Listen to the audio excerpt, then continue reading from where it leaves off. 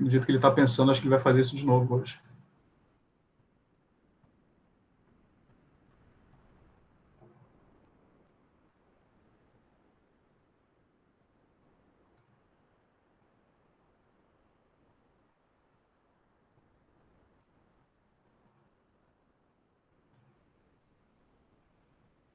Então, boa tarde a todos, a todas. A gente já terminou o módulo, então, inicial de produção, né, onde a gente viu os princípios da fotografia,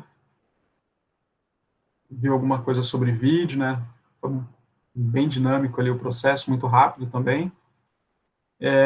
Finalizamos ontem com a parte de captação de áudio, e hoje a ideia é a gente trabalhar o tratamento digital, né. Tudo bem, Rosinês? Estou vendo tua mensagem aqui. Então, em relação ao tratamento digital, primeiro, a gente tem que entender o que é imagem digital. Então, pensar, né? Lá no campo das artes, a gente tem, nas suas mais diversas manifestações, na pintura, escultura, dança, música, né? E a gente vem para a fotografia, chegando numa coisa mais recente aí na história, a imagem, quando a gente fazia a captura dessa imagem, através dos meios mecânicos, é o que a gente chama hoje de processo analógico, né? E com o advento aí das tecnologias todas, a gente começou a fazer um processo de digitalização disso. Mas o que é essa imagem digital? Alguém tem alguma sugestão, alguma indicação, alguma formulação para isso?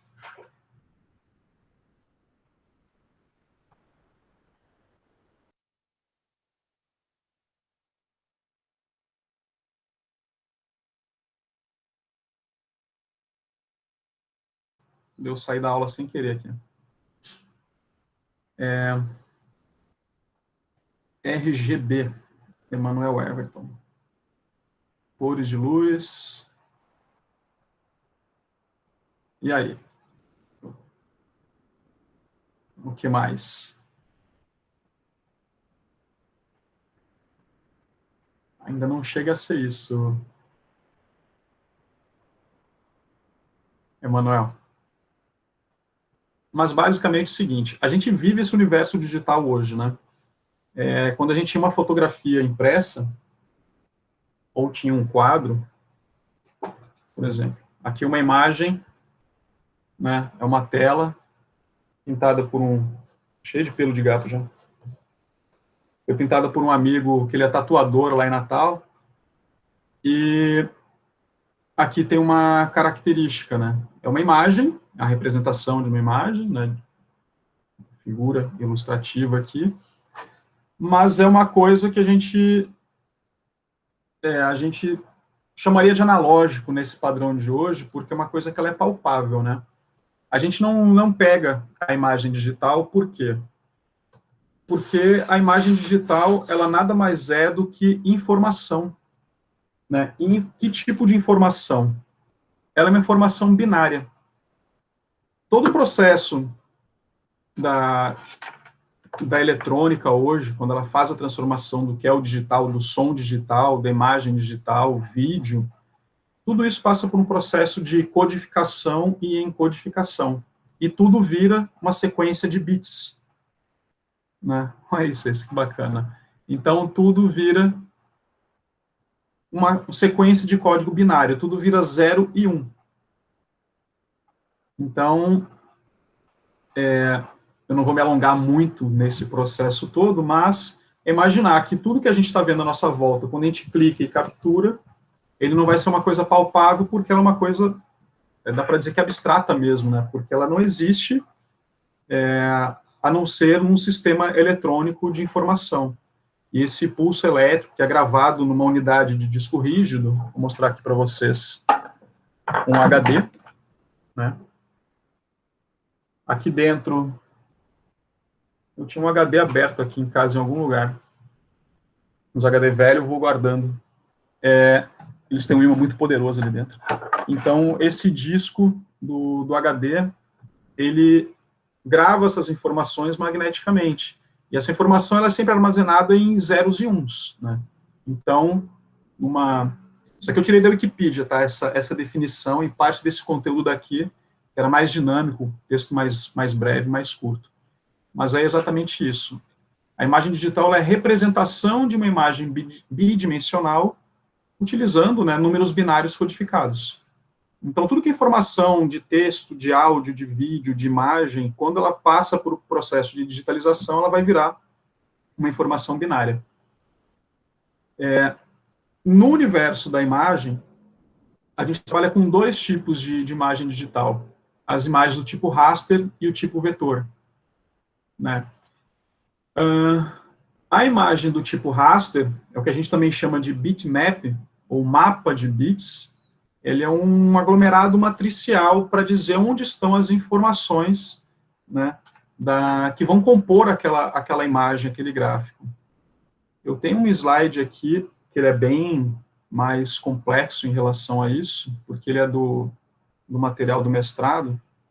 Depois eu tirei a apresentação. E eu clicando ali na tela, não estava aparecendo para vocês. Voltar aqui, ó. Então, vocês teriam um slide aí do que é a tal da imagem digital, né? Esse conceito da imagem digital. E, em sequência, né, os dois tipos de imagem digital que a gente trabalha nesse universo computacional.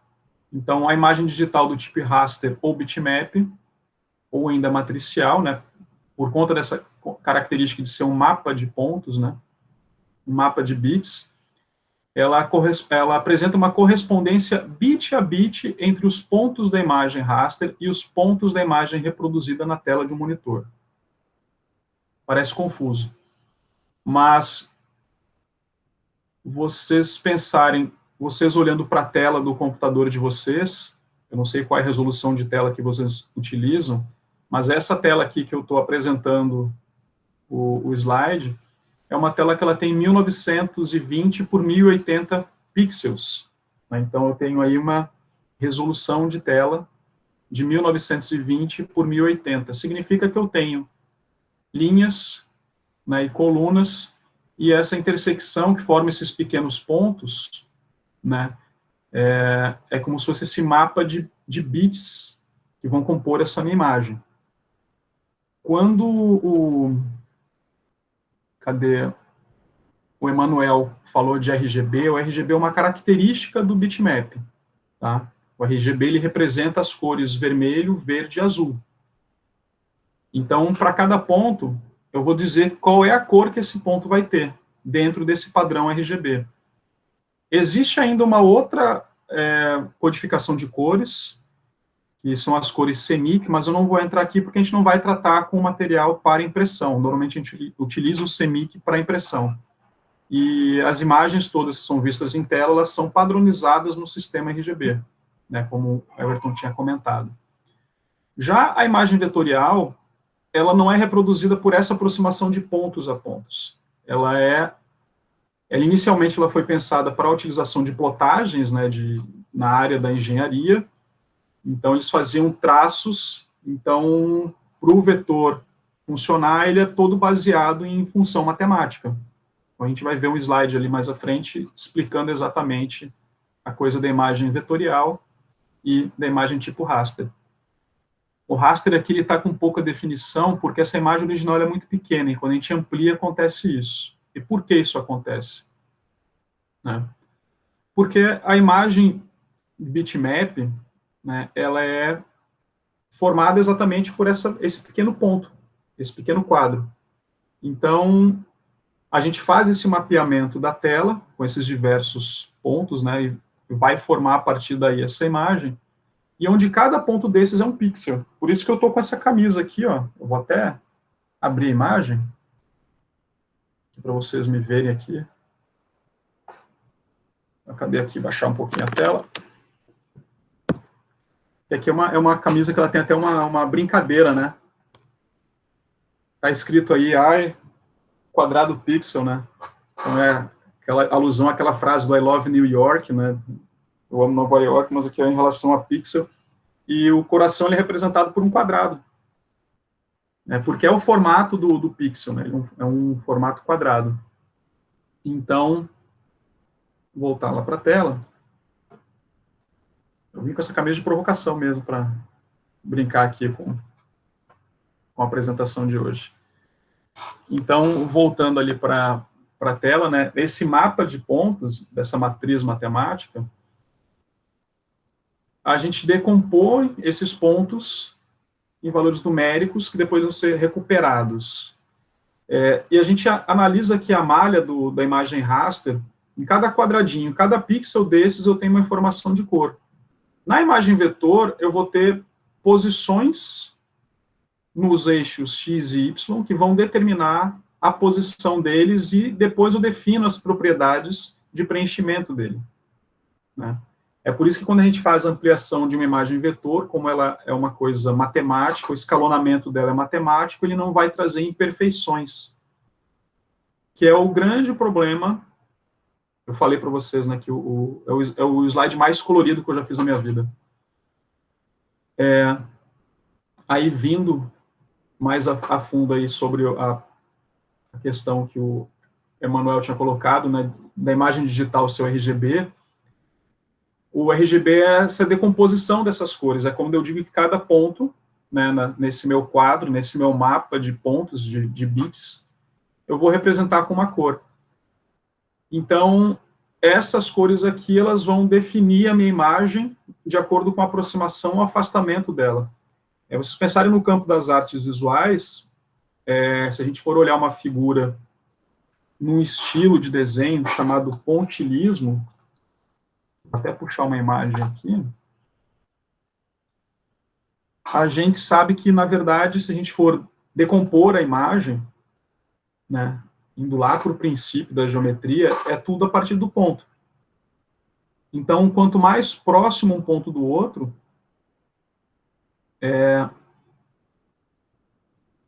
a imagem fica mais formada, a gente começa a ter mais definição dela. Então, a gente consegue, através disso, gerar luzes e sombras ou trabalhar com cores. Eu peguei um site aleatório aqui, falando sobre pontilhismo, né? Então, para vocês olharem aqui, isso aqui tudo são pontos colocados lado a lado com as cores, e a gente vê, de acordo com o afastamento dessa imagem ou a aproximação, a definição desses pontos. Então, quando a gente vai afastando a imagem, esses pontos vão ficando menores, e a imagem acaba tendo uma certa nitidez, né, na formação da figura. As cores começam a se mesclar, né? Quando a gente vai fazendo ampliação, a gente começa a ver o espaço entre os pontos, né, e como eles vão formar essa imagem. Então, deixa eu abrir uma nova guia aqui, só a imagem, para a gente visualizar melhor. Então, isso é uma pintura feita por essa técnica de pontilhismo, a gente poderia fazer uma alusão disso com relação ao mapa de pontos. E aí é até metalinguístico aqui, né, porque ele está sendo uma imagem digital aqui para vocês, porque esse quadro, essa tela, ela já está transformada nesse mapeamento de pontos. Então, tranquilo, né? Imagem raster, eu vou ter um mapa de pontos, onde cada ponto, que é cada pixel desse mapeamento, ele vai ser representado por uma cor, nesse que é um padrão que a gente chama de RGB. A soma dos valores RGB é que vão formar as cores daquele pixel. Então, aqui nessa figura, a gente vê que a imagem aqui do smile está bem definidinha, né? Quando a gente faz ampliação, a gente vê o contorno, como ele fica nivelado de maneira mais esquisita, porque eu tive que ampliar aquele ponto. Porque eu não tenho como fazer um aumento da quantidade de pontos. Ele sempre vai ter a mesma quantidade, mas eu só vou aumentar o tamanho desse ponto. Mas aqui ele está representando para a gente, ó, que essa posição aqui nesse quadradinho, vocês conseguem ver aí o ponteiro, vermelhinho? Esse quadradinho aqui, que é um cinza, ele não é branco, esse tom de cinza, ele é formado por adição aqui, ó, de 93% do tom vermelho, 93% do verde, 93% do azul. Esse tom mais escuro, né, dessa linha aqui, ele não é preto, ele é um cinza ainda também, já indo ali para um amarelado, ele já muda o valor percentual das cores, ó. Ele tem menos azul do que vermelho e verde. E o ponto já indo mais para o amarelo, né, ele não tem informação de azul. É 0% de azul. E se a gente quiser fazer um amarelo mais casca grossa, a gente aumenta ainda mais a intensidade desse tom das cores verde e vermelha. Tá? Então, RGB é essa decomposição das cores, e que quando elas são somadas, elas vão formar as outras cores. É bem como aquelas coisas lá do início das aulas das artes, né? A gente via lá no jardim, né, nos primeiros anos, né, de estudo das cores primárias. Né? Então, são exatamente essas cores, e a partir dela a gente vai gerar as outras cores no sistema digital. Aí aqui tem um outro detalhe, em relação ainda à imagem raster, a imagem bitmap, é que ela se torna mais indefinida quando suas dimensões são aumentadas. Ou seja, eu tenho aqui a imagem num padrão que ela foi definida, então esse padrão ele é feito em eixos, né, eixos x, y, e uma vez que esse mapa é codificado, se eu faço ampliação dele, os pixels são representados... Ai, desculpa. São representados dessa forma. Tá? Então, a Yasmin tinha perguntado para mim do contraste, né? O contraste é esse escalonamento entre o tom claro e o tom escuro. Quanto mais distante esse espaço, maior é o contraste entre essas cores. A gente vai ver depois num gráfico numa ferramenta aqui. Mas, lembrando, né, que cada pixel, então, ele compõe um único bit nesse mapa todo, né? Então, cada bit ele vai ter uma cor, e quando a gente vai aproximando essas cores aqui, a gente vai ter a resolução final dessa imagem, né? Só que quando a gente aumenta, esse número de bits ele não é aumentado. Então, eu fico com essa imagem, com esse efeito de distorção. E isso aqui também tem uma outra complicação, numa coisa que eu não coloquei aqui nesse material, que é quando a gente trata da compressão do arquivo. Então, é por isso que eu digo muito, né, eu vou até adicionar essa informação para o encontro da próxima semana, de que evitem mandar imagem pelo WhatsApp. Evitem. Tirou a foto no celular, quer mandar para a pessoa a foto que ela vai ter uma aplicação prática para aquela imagem, não mande pelo WhatsApp, porque ele vai fazer uma compressão do arquivo para ele ser enviado facilmente pelo aplicativo de comunicação, ele vai perder muita informação nesse processo, tá? Isso é uma característica da compressão que a gente vai estudar, vai olhar com calminha depois ali. Mas não hoje. E aí tem esse detalhe. Quando a gente faz uma compressão muito bruta, como a gente perde informação, a gente vai ter essa imagem pixelizada, que a gente até criou essa palavra na língua portuguesa, né? A pixelização. Então, a gente vê muito isso, vê muita falha da imagem quando ela sofre muita compressão. Aqui, para vocês terem ideia, não sei como é que está aparecendo para vocês, por conta da transmissão. Deixa eu até ver se eu melhoro aqui a qualidade da imagem. Sempre é melhor enviar por e-mail ou compartilhar o arquivo por uma outra ferramenta. Eu uso o Telegram. O Telegram, ele permite que você envie a imagem como arquivo ou como foto. Se você enviar como arquivo, a imagem vai original. Se você enviar como foto, ele vai fazer um processo de compressão. Né? O Telegram, para mim, é a melhor ferramenta que existe hoje de comunicação. Eu uso o WhatsApp porque muita gente usa, porque eu, por mim, por escolha pessoal, eu utilizaria só o Telegram, tá? Então, por exemplo, aqui eu fiz uma ampliação da imagem, a imagem original ela é do tamanho dessa daqui, do terceiro quadro, tá? Onde está o ponteiro. Eu fiz uma ampliação e redução para a gente ter uma ideia da qualidade dessa imagem, né? A gente vê aqui, quando ela é ampliada, a gente vê todos os quadros, né, que compõem esse mapa de bits. Cada quadradinho daqui é um bit de informação, onde a gente vai definir a cor desse bit. À medida que eu vou diminuindo o tamanho dela, vocês percebem que a imagem ela fica com mais nitidez, né? Então, isso é o que acontece quando a gente tem uma imagem com uma definição boa, mas ela é uma imagem do tipo raster. Se a gente amplia, a gente vai ver esses minúsculos pontos que formam essa imagem. Uma outra coisa que define a qualidade da informação dessa imagem, né, é a quantidade de pixel que ela apresenta por polegada. Isso aqui a gente chama de DPI, é dots per inch, tá, do inglês, dots per inch aqui. Então, eu tenho aqui um comparativo aqui de vocês, para mostrar para vocês, isso aqui eu peguei na internet também, mas a imagem no mapa de cada polegada quadrada, certo? Ela apresentando 72 pontos para formar essa imagem, e quando eu tenho 300 pontos, olha como minha matriz muda.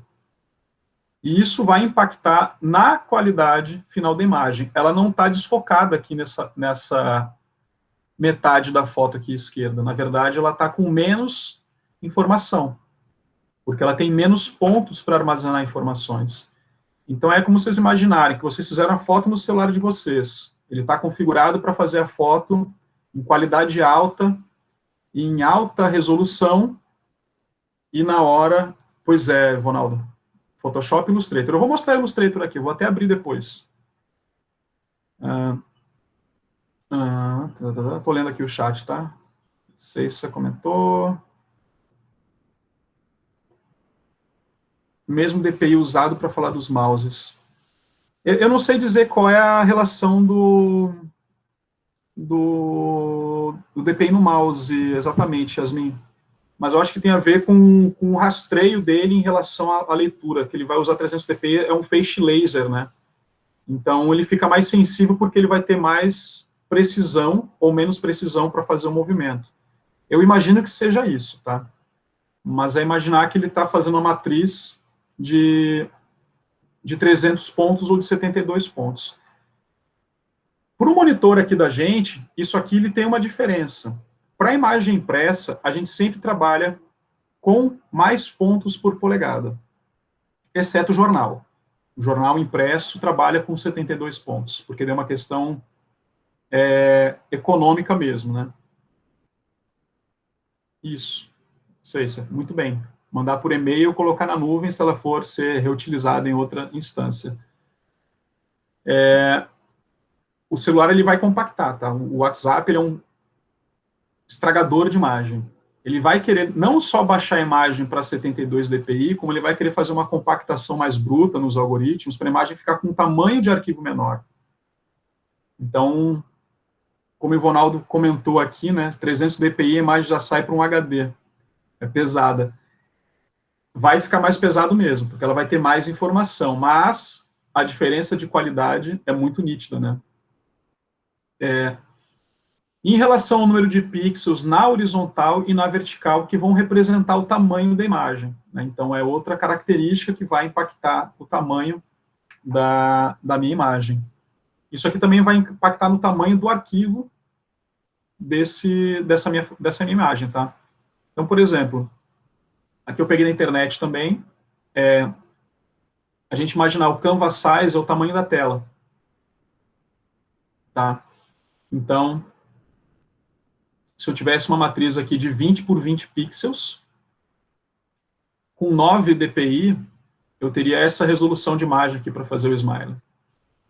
Quando eu aumento a quantidade de pontos por polegada aqui, né, eu vou fazer uma imagem com 40 por 40, e aumentei para 18 pontos por polegada, então ele já teve uma imagem com mais definição, né?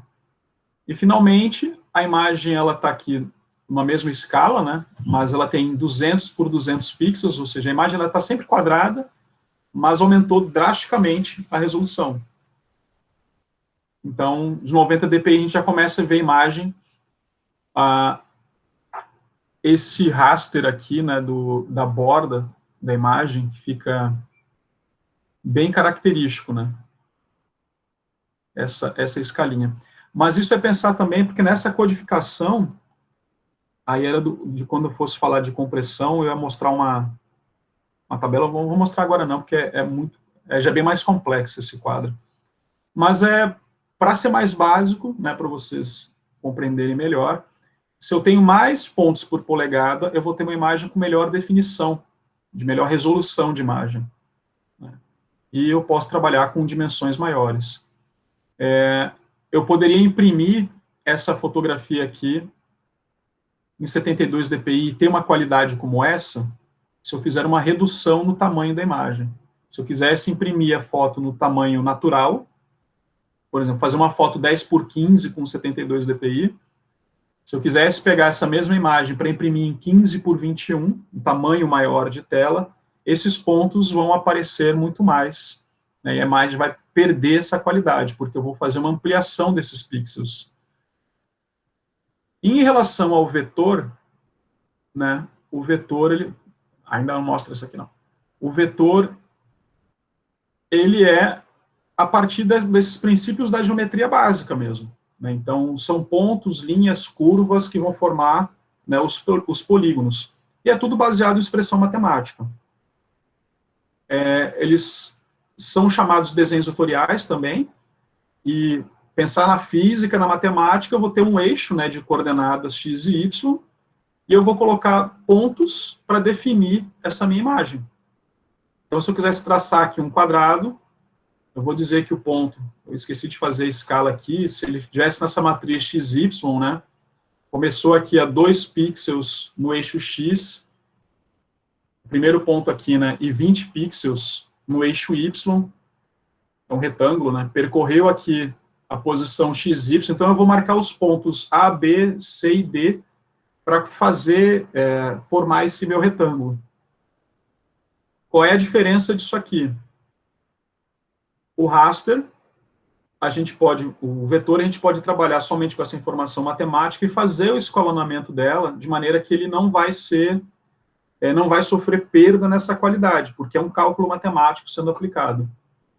Então, as demais informações, se essa minha linha anterior é uma linha sólida, com uma seta na cor preta, eu posso dizer para ele que não, eu quero que seja um tracejado com espaço X, espaço Y. Então, por exemplo, aqui eu estou trabalhando com o vetor, né, do desenho aqui das formas dessa apresentação. Se a gente olhar aqui nas características da cor da linha, ó, eu estou dizendo para esse meu vetor, eu quero que ele seja vermelho agora. Que essa minha linha tem um traço, estão vendo aqui, era para ser um curso de humanas, né, Maria Eduarda? Eu estou aqui falando em matemática. Aí tá vendo que ele me dá a dimensão da largura dessa linha em 8px. Px é a unidade de medida para pixel. Então, ele vai ocupar 8 pixels de largura. Olha como ficou o meu traçado agora desse primeiro segmento aqui de reta. E aqui eu defino se minha linha é um tipo tracejado com ponto, só tracejado, se é um tracejado com ponto menor, né, o tamanho desses traços, o tamanho dos pontos. Aí eu vou definir como é que eu quero. Então, essas informações são passadas para o vetor, e cada vez que eu faço um escalonamento dele, ó, estão vendo que a minha figura ela parece exatamente 2 pontos aqui, ó, as alças, né, são os nós que vão trabalhar nessa matriz aqui dessa tela. Então, eu estou definindo aqui, lembra que eu falei que era 1920, pensar que eu estou aqui na faixa de 1850 pixels, tá, a ponta da seta. Eu quero botar o início do meu segmento de reta aqui no começo, próximo dos 150 pixels. Então, vocês observam que essa imagem, por ser um vetor, ela não sofre distorção. Ela mantém ainda a sua integridade, né? Se eu estivesse trabalhando aqui com uma imagem, aí eu vou voltar aqui para essa imagem daqui, eu vou copiá-la para cá, para ilustrar aqui para vocês. Eu vou começar a fazer a ampliação dela. Estão vendo que ela começa a ficar cada vez maior. Vou dar um Ctrl Alt mais aqui. Estão vendo que eu estou dando um super zoom aqui na tela. A gente começa a perceber, ó, que aquela linha que parecia muito firme, né, uma reta bem sólida, na verdade, ela tem uma característica esquisita aqui, porque ela começa a borrar no espaço aqui onde tem no pro azul, que na verdade é a transparência aqui nessa figura. E quando ela aproxima aqui para o laranja, para formar a figura laranja daquele pixel, né, desse bit aqui laranja, ela começa a ir para um tom de cinza alaranjado até chegar no tom laranja, que é a informação aqui central. E quando a gente move isso aqui indo lá para o amarelo, a gente vai ver toda essa nuance de cores. Isso aqui são os diversos bits que compõem essa imagem. Deixa eu reduzir aqui o tamanho da imagem. Cadê o zoom?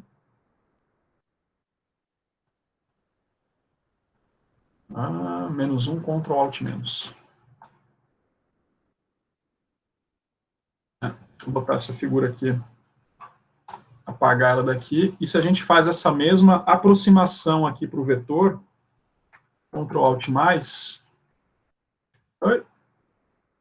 olha como ele é bem definido, esse espaço de cores. Porque era uma informação matemática. É um ponto A para o ponto B. Né? Mas tem que cuidar aí algumas coisas em relação a isso, porque essa imagem... Opa.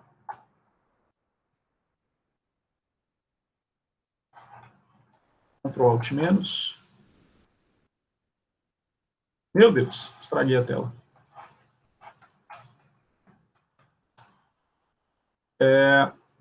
Na hora que eu for formar essa minha imagem aqui, estou destruindo.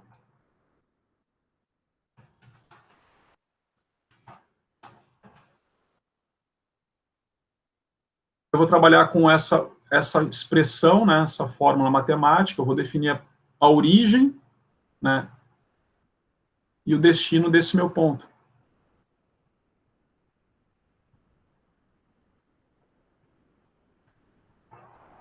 Tudo ok? Deixa eu voltar aqui para dimensão padrão.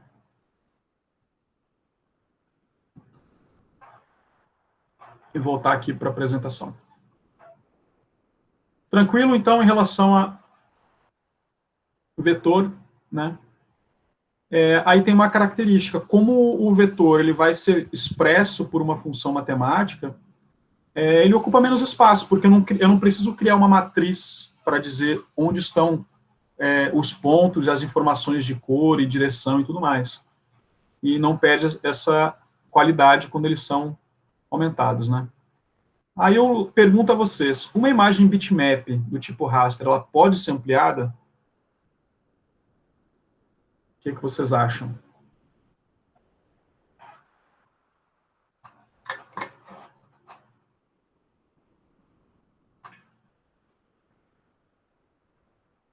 E aí?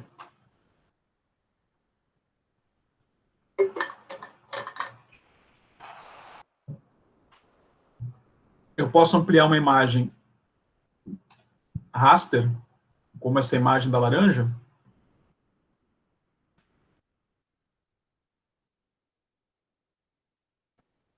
Exatamente. Posso, mas ela vai perder qualidade. Tranquilo? E ela vai perder qualidade porque esses pontos vão ficar muito mais evidentes, né? Aí vem uma outra questão. A gente viu aqui o que é imagem digital, viu bitmap vetor, e como é que a gente vai editar essas imagens. Eu não vou aprofundar aqui as coisas técnicas, não, mas eu vou fazer uma outra coisa aqui, peraí. Eu estou aprendendo essas tecnologias aí com vocês também.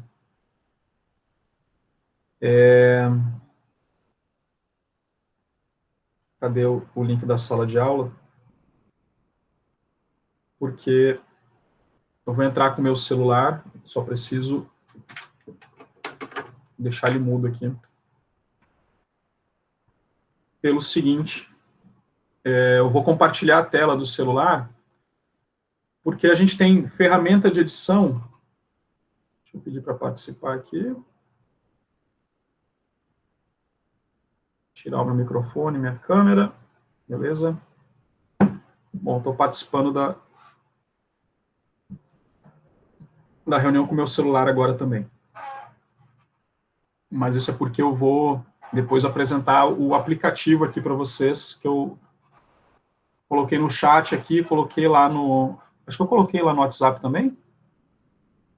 Não, né? Ainda não. Mas eu coloquei no mural da sala de aula, tá?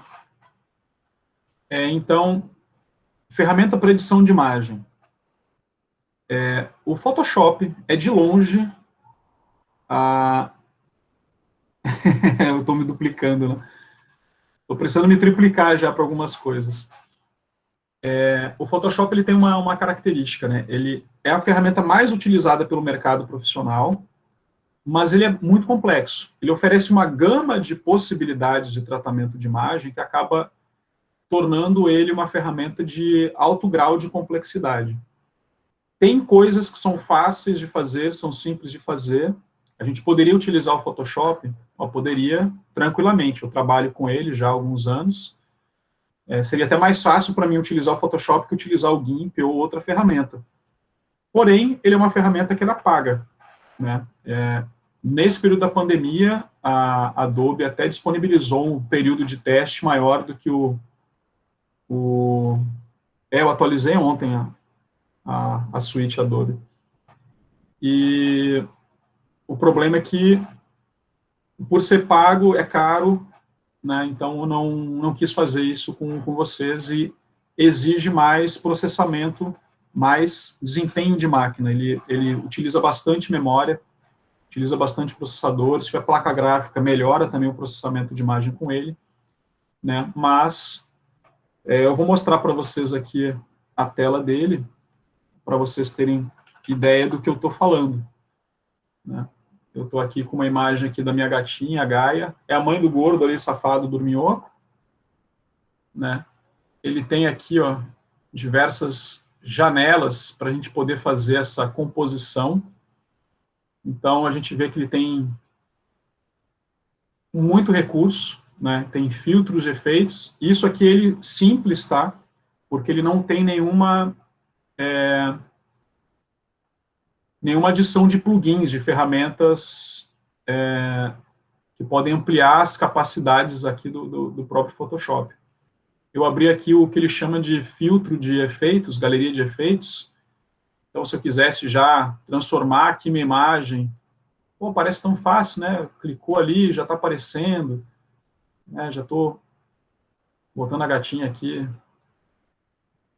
já ficou aqui num outro formato.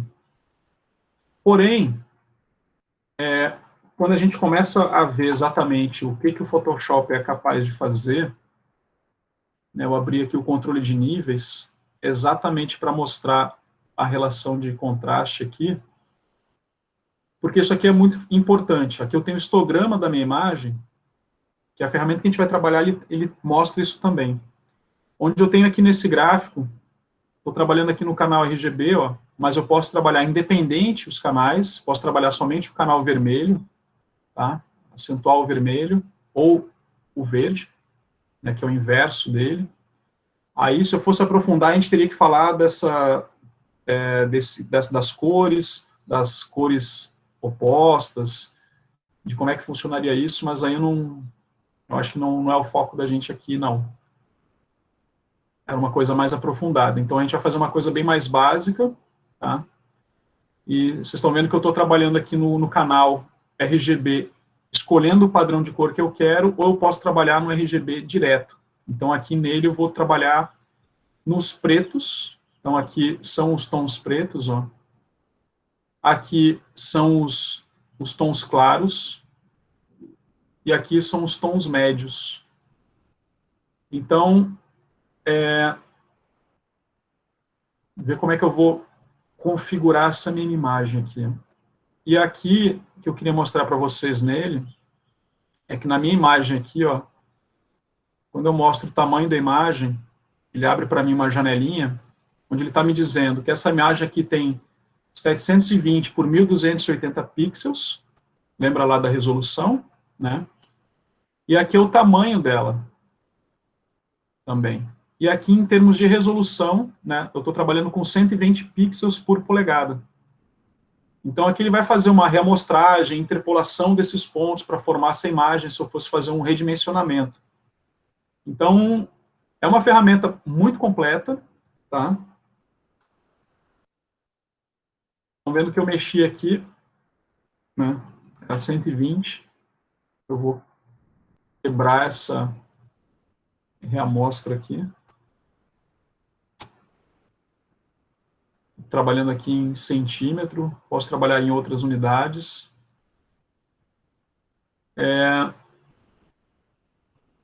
Se eu quero preservar os dados. Então, ela é muito mais complexa de ser trabalhada. Que eu diminui a resolução, mas eu mantive as dimensões dela, de altura e largura. Vou dar um OK aqui.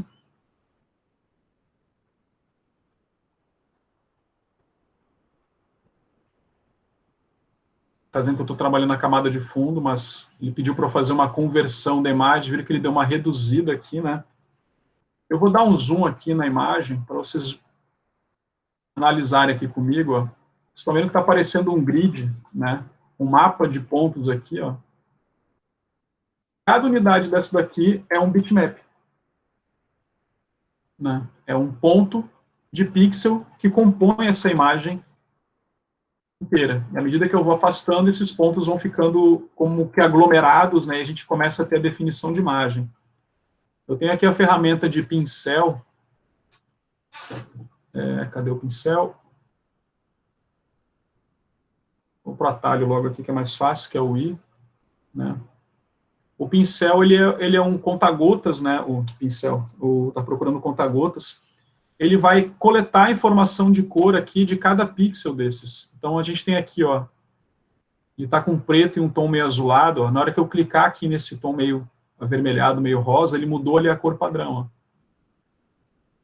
E essa cor padrão, se a gente for analisar, comparar com aquela informação que a gente viu antes lá do RGB, ele está me dizendo que esse ponto aqui, ó, ele é representado por uma codificação, que a gente chama de valor hexadecimal, mas ela contém, ó, naquela escala que eu estava mostrando antes, ele estava em valor percentual, né, o RGB. Aquele valor percentual, ele corresponde, aí vai depender da quantidade de bits dessa minha figura, ele vai numa escala de 0 a 255, onde 0 é nada e 255 é o todo. Vocês verem aqui o que eu vou fazer aqui, ó. Eu vou colocar, tá vendo aqui essa cor vermelha que apareceu agora no topo, né? Ela tem 255 pontos de vermelho e não tem nenhuma informação de verde nem de azul. Se eu adicionar aqui 150 pixels de verde, ela já ficou com um tom alaranjado. Se eu colocar o 255, ela ficou amarelo. Lembra quando eu comentei ali na apresentação em relação lá à figura do Smile, né? Cadê aqui?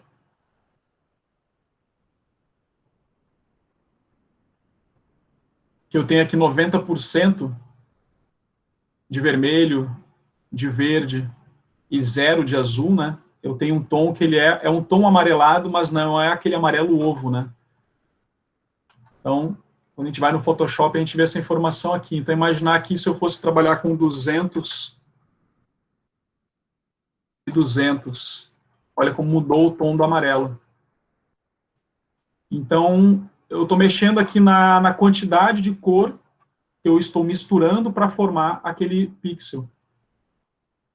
E essa ferramenta aqui, né, que é esse conta-gotas, ele vai coletar essa informação para que eu possa trabalhar com ela. Então, eu posso trabalhar os efeitos, as cores, tudo aqui de acordo com esse ponto. Eu estou segurando o botão, ele vai fazendo o mapeamento, né, Na linha de cima, ele está lendo ali a cor que eu estou passando, né, o tom.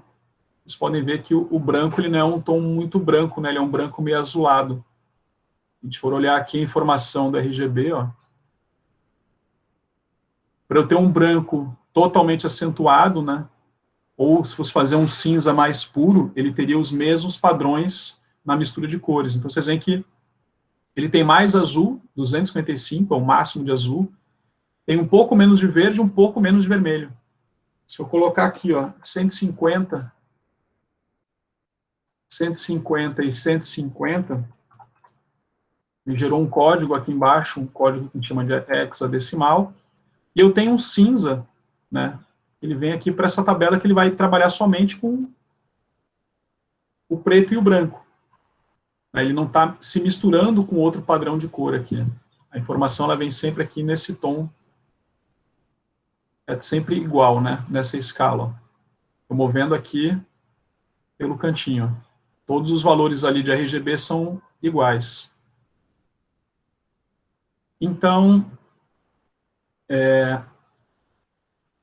aqui eu teria a definição do padrão RGB para definir aquele meu pixel, qual a cor que ele vai ser representado. Então, por exemplo, nessa matriz aqui, ó, se a gente fosse pegar de novo ali o conta-gotas e analisar esse ponto aqui, ó, apesar dele parecer um tom de cinza, como eu falei antes, ele tem mais informação de azul, ó, 199 de azul, em relação aos outros tons. Ah, mas eu quero que esse pelo seja branco, branco, branco. Ok, então a gente tem que trabalhar de maneira a reduzir aqui o tom de azul nessa minha escala. Né? Então, vou trazer aqui o amarelinho, ou diminuir aqui a informação, e isso aqui vai acabar gerando para mim uma outra informação de cor. Ou eu vou acentuar o vermelho. Ele tem uma padronização aqui automática também, para quem não gosta de mexer muito nas funções. Né? Vê que eu dei um ganho ali no brilho, ó, e agora esse tom aqui ele já mudou. Né? O azul ainda prevalece, ele ainda está com um tom azulado, mas a gente pode fazer as modificações disso daí também. Ok, aqui com RGB, viram o Photoshop, viram o que é a matriz aqui, né? Foi entendido aqui o mapa de bitmaps. Então, vamos partir aqui para outra... a outra figura, que é a outra ferramenta que a gente poderia trabalhar a edição, que daí eu até recomendo, que é uma ferramenta que ela é gratuita. O GIMP é da GNU Image Manipulation Program, é um grupo de desenvolvedores, né, de softwares para comunidade Linux. Aí a vantagem dele é que ele é totalmente gratuito, é 0.800 total, né, o de grátis aqui. Ele tem esse mesmo grau de complexidade do Photoshop, tá? Eu estou com ele aqui aberto. Ele tem aqui todas aquelas ferramentas, né? Ele tem uma série de funções, de pincéis para fazer pintura, né? Também trabalha aqui com camadas de imagem. A vantagem é que ele é gratuito. Então, está aqui a mesma... Cadê o tamanho da imagem aqui? Propriedade da imagem. Ele está me dando aqui todas as informações dela, tipo de arquivo que ele foi gerado, tamanho desse meu arquivo, padrão de cor utilizado, né? Resolução de 120 por 120 pontos por polegada, tamanho de pixels, né, em pixels, 720 por 1280. Aqui ele me dá uma resolução de tamanho de impressão, né? 15 por 27, 150 por 270 milímetros, isso aí daria 15 por 27 centímetros. Milímetro. Estou ruim na matemática aqui no cálculo, hein? Mas eu acho que não faria uma impressão muito grande, não. 15 por 27.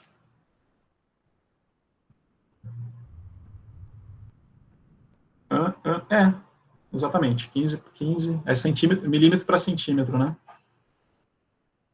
Então, seria uma imagem de 15 por 27, eu tenho como fazer uma impressão de 15 por 27, com 120 pontos por polegada, eu vou ter uma imagem com uma boa resolução de impressão.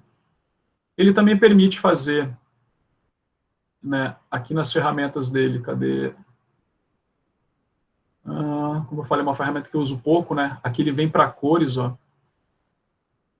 Trabalhar a exposição, trabalhar a temperatura de cor, saturação, balanço de cores. Então, ferramentas, vai ter também a possibilidade de fazer clonagens, filtros. Tem uma série de funções que também são funções mais avançadas para fazer a manipulação da foto, né, desse tratamento, da gente querer fazer uma pintura digital, né, eu posso criar aqui uma nova camada. Eu trabalhando com máscara, como eu falei, eu sou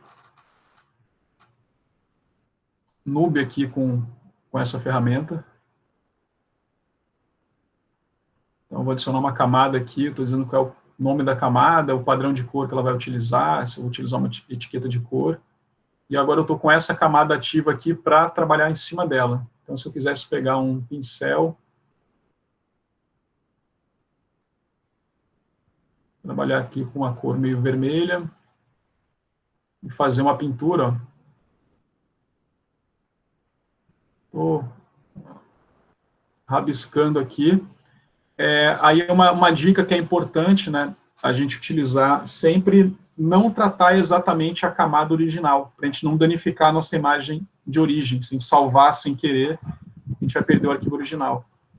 Né? Eu fiz toda uma manipulação, ó. Antes eu tinha feito aqui uma pintura em preto ali em cima da figura, pô, e agora, como é que eu corrijo isso? Eu tenho que ir lá para o Ctrl+Z, desfazer isso.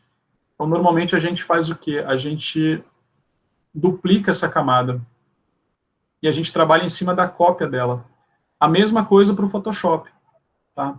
Se eu tenho aqui, ó, na camada, eu faço uma duplicação dela, e eu não vou trabalhar na camada original, eu vou trabalhar sempre na camada que está acima dela.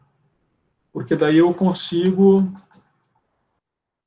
preservar, né? Estou pintando aqui a coitada da Gaia, eu consigo preservar a figura original. Tá bom? E aqui eu posso fazer as correções todas que eu quiser, trabalhar com mistura de camadas, né? E aí eu vou ter outros resultados. Então, essas são duas ferramentas bem poderosas para a gente trabalhar com a edição e tratamento das imagens. Porém, contudo, todavia, como a gente está trabalhando com o celular, eu coloquei o link para vocês aqui na apresentação da loja, tanto da Google Play quanto da Apple Store, dessa ferramenta que ela é gratuita, feita pela própria Google. Por quê? Porque ela já está aplicada no seu celular, então você já consegue manipular a ferramenta através dele, né? Do celular. Você tirou a foto com o celular, já vai tratar a imagem pelo celular e exportar através dele. Para a gente entender, eu não vou falar dele agora, porque eu vou falar daqui a pouquinho, tá? Na verdade, é na sequência já. Porque quando a gente fala de edição de imagem, o que é editar imagem? A edição da imagem é a manipulação desse arquivo digital. É quando a gente vai adicionar elementos, vai fazer correções de imperfeições, ou vai adicionar essas imperfeições, é uma manipulação mesmo. E essa manipulação, ela tem um propósito, né? Normalmente, se a gente for pensar diretamente, eu estou fazendo isso porque eu quero deixar minha foto mais bonita, né? Eu quero tirar aquele sinal que me incomoda, eu quero melhorar as cores, acentuar detalhes, fotografia de moda, o cara afina a cintura da modelo, tira marcas, tira estria, tira rugas. Então, tem uma série de manipulações que são feitas para que a imagem beire aí uma perfeição, né? Só que essa perfeição também é ilusória, tá? Não vamos nos deixar vender aí com esse ideal midiático, né? Mas é um propósito que ela vai seguir. Tudo bem? Aí tem essa frase aqui, de que não existe imagem inocente. Eu tenho a impressão que eu li essa frase num livro do Jacques Almond, quando ele falava sobre a fotografia. Aí eu fui pesquisar na internet, eu não achei a referência com o Jacques Almond, mas eu achei um livro, né, do Cilia Buitoni, sobre fotografia e jornalismo e informação pela imagem, onde ela diz isso. Para ser um bom fotógrafo ou um consumidor consciente de imagens, é preciso desenvolver um terceiro olho muito sensível, além de instruir-se nos detalhes técnicos. Não existe imagem inocente, isso aqui está dito lá no livro dela. Então, a gente tem que pensar nisso, né? A gente tem que consumir imagens, a gente tem que pensar em imagens, desenvolver esse terceiro olho sensível, aquela proposta que eu fiz com vocês no início, né, quando a gente estava vendo a fotografia, da gente aguçar o nosso olhar, né, de olhar o nosso entorno com outros olhos agora, né, para a gente poder fazer uma fotografia, e a gente vai fazer isso, né, utilizando do saber técnico que a gente vem adquirindo, vem aperfeiçoando. E não existe imagem inocente, por quê? Porque todas as imagens que a gente gera, elas têm um propósito, né? E ela continua, né? É preciso que a gente tenha repertório, né? A gente tem que observar e imaginar os passos da produção de uma foto. Então, quando a gente analisa a foto aqui da Gaia, aqui, por exemplo, qual é o propósito dessa foto? Né? Qual é a intenção do fotógrafo aqui quando ele tirou essa fotografia? Né? A parte técnica dela, enquadramento, posicionamento, tudo isso vai ser imbuído nessa imagem, né? Mas qual é o propósito dessa fotografia? Ela foi pautada, ou seja, ela foi instruída, olha, você tem que fazer uma foto assim, assado, né, com essas características, ou ela foi resultado de uma casualidade? Aqui esse termo pautada porque é uma coisa de pauta jornalística mesmo, tá? Já que ela está falando de fotografia e fotojornalismo. Aí tem a questão, ela foi uma foto instantânea ou foi produzida? Aí é pensar em situação no fotojornalismo, você não vai pedir para as pessoas fazerem pose para assinar o decreto, para entregar um prêmio ou alguma outra situação, né, que você esteja cobrindo aquela matéria jornalística. Então, ela é um instantâneo, é daquele momento. É um registro documental. É diferente de uma foto que você produz. Olha, gira um pouco a cabeça para cá, olha para cá, segura a caneta assim, né, pensa de outra maneira aí, o penteado, não, ajeita o cabelo aí que tá meio descabelado aqui. Então, essa já é uma foto que ela começa a ser produzida para gerar uma melhor imagem, né, no resultado final. É apenas mera ilustração, o intento dela. Ela vai ser publicada em uma revista ou um site. Ela atende às finalidades de informação ou comunicação. Né? Então, é uma série de questões que a autora coloca, né, para a gente pensar essa fotografia e pensar se ela é jornalística, publicitária, e de onde vêm essas intenções, né, desse uso dessa imagem. Eu trouxe um parágrafo inteiro, tá, isso aqui, do livro. Eu achei bem bacana, não, vou compartilhar com vocês. Pensando ainda lá naquela situação da imagem, na composição da imagem, né, que eu até apresentei ontem para vocês, girei a câmera para um lado, girei para o outro, vocês me dirigiram aqui para fazer aquele enquadramento, né, pensar se os cenários, objetos em torno do personagem, eles ajudam a pensar no contexto, tem sentido. Por isso que eu estou com essa camisa. Essa camisa ela tem um contexto hoje aqui nessa apresentação. A gente está falando de imagem digital, está falando de pixel, né? Então eu vim provocar vocês aqui com essa camisa, né? Eu amo pixel aqui. Então, esse meu figurino, ele tem relação com essa apresentação de aula hoje, total, né?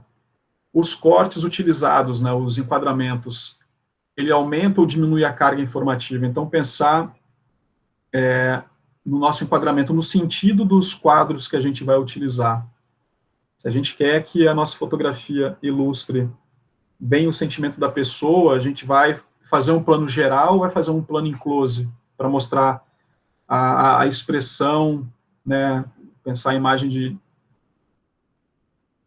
de pessoas que estão em situação de risco, de sofrimento, tanto a composição do plano geral, mostrando a realidade que a pessoa vive, ou mostrando aquela aparência sofrida, elas são muito mais impactantes do que mostrar uma imagem que não ilustraria bem a situação onde a pessoa vive, ou tirar aquela pessoa daquele contexto, né? A edição que for feita, ela acrescenta significados, né? Então, se a gente for editar a imagem, eu fiz uma imagem que ela é uma foto que ela é colorida.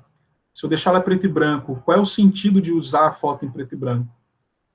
Né? Ela vai ter mais impacto em ser preto e branco do que ser colorida? Ou eu vou acentuar detalhes, ou vou tirar detalhes? No fotojornalismo teve um cara que foi premiadíssimo como repórter com cobertura de guerra, e depois descobriram que ele manipulava as fotos. Isso, do ponto de vista ético, é inaceitável. Então, o cara perdeu todos os prêmios e foi para o ostracismo da fotografia documental, né?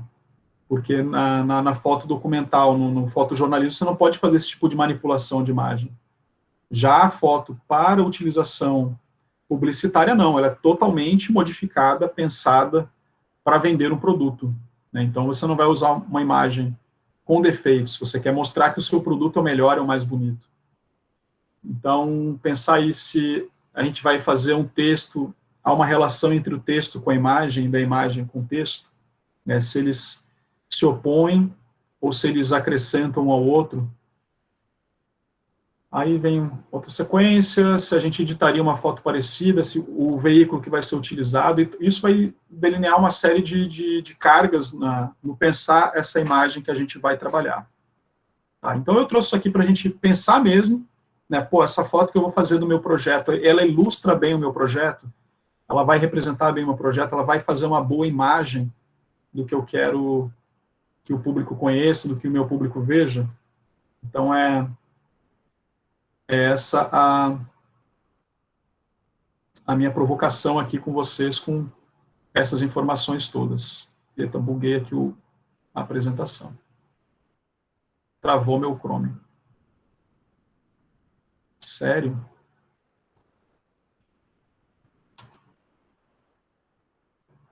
Travou.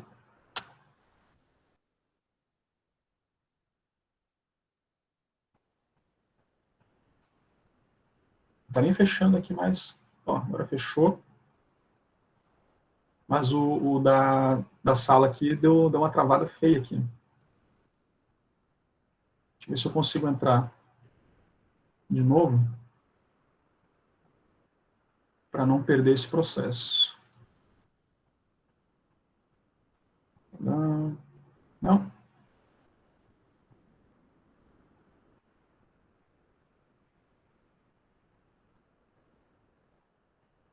Deixa eu interromper o compartilhamento com essa conta aqui que eu estou usando.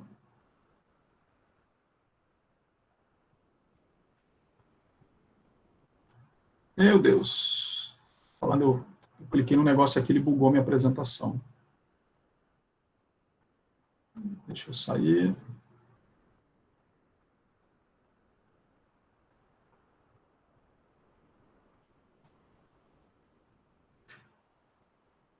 Deixa eu fechar essa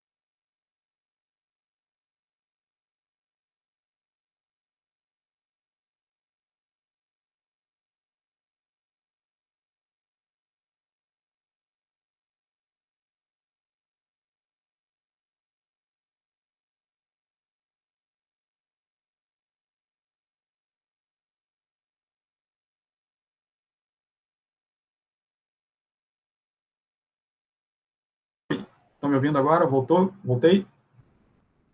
Tudo certo? Deu uma travada feia aqui comigo. Me perdi tudo.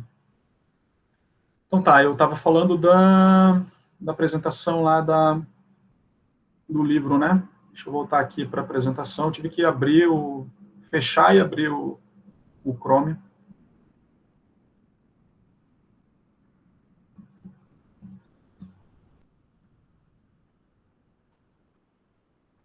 Deixa eu voltar aqui a compartilhar a tela.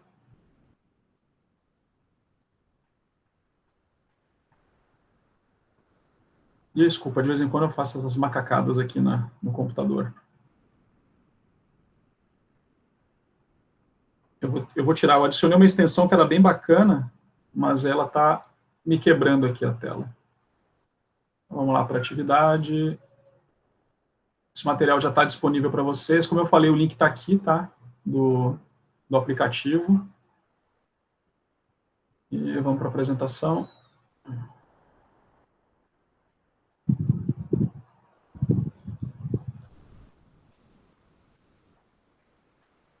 E a gente estava aqui nessa tela.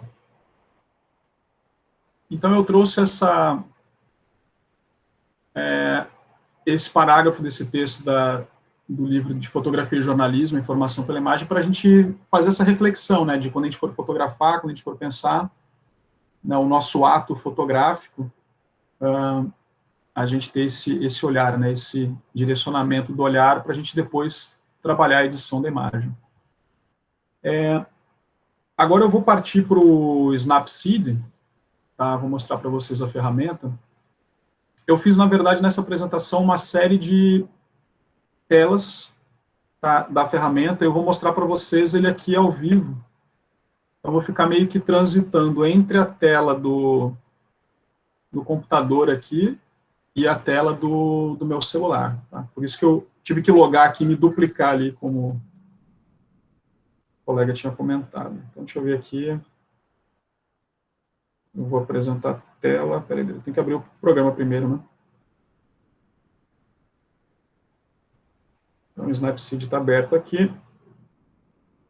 Eu vou apresentar aqui a tela para vocês do celular,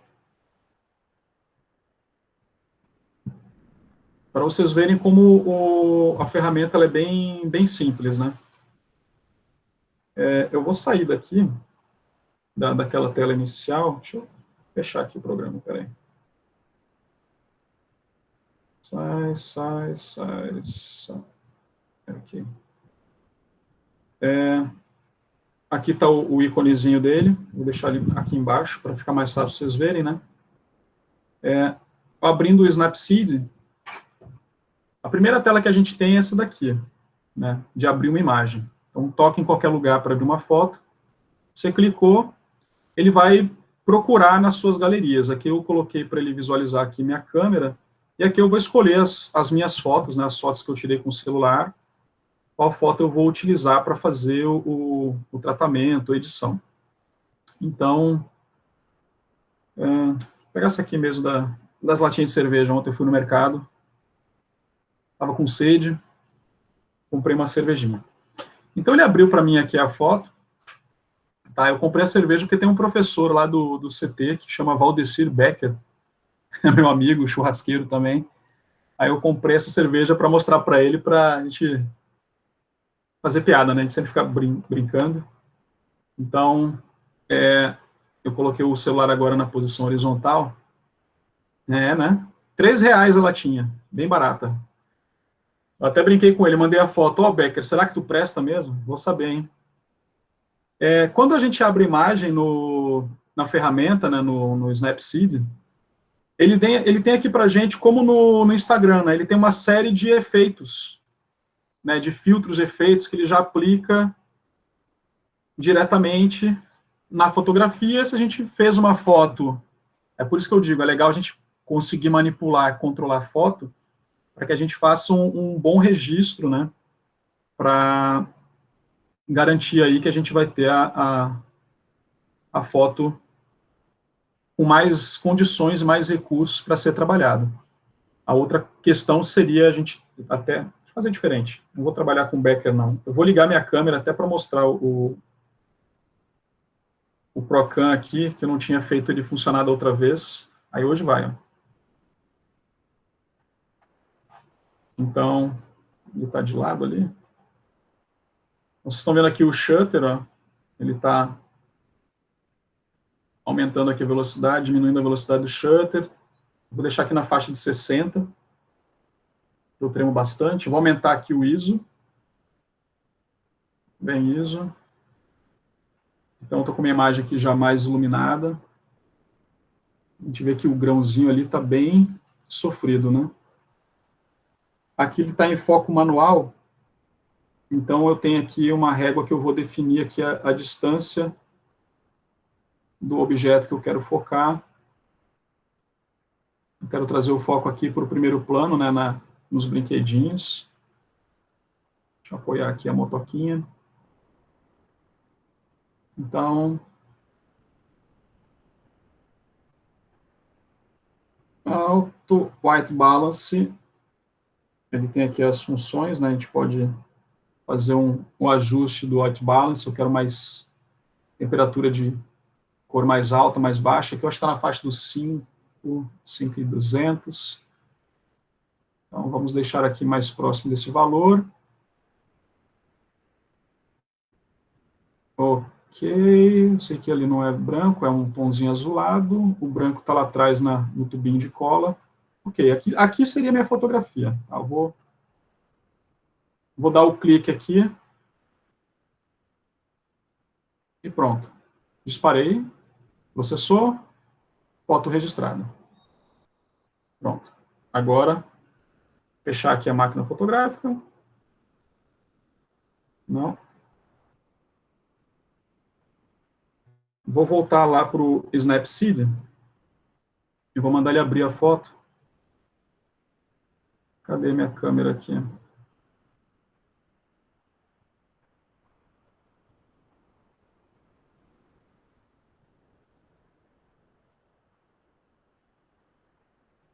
Será que ele salvou noutra pasta aqui? Cadê recentes?